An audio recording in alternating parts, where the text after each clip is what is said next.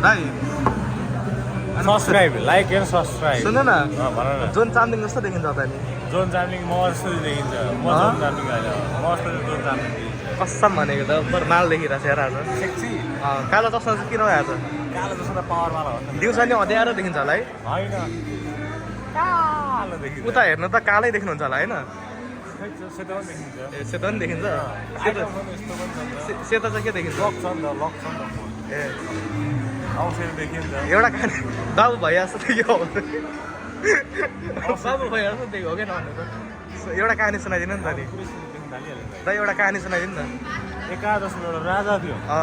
त्यो राजा दुनियाँको लुटेर खान्थ्यो तर त्यही राजा लुटिरहेको रहेछ त्यही राजालाई थाहा थिएन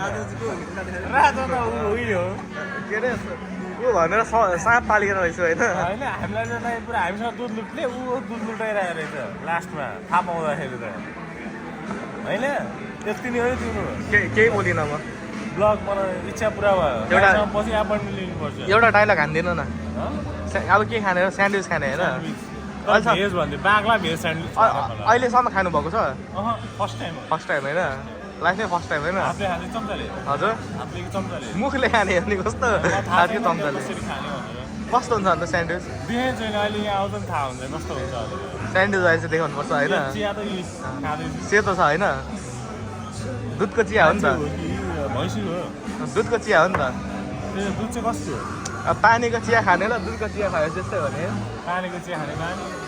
दुधको चिया पनि राम्रो दुधको खाएर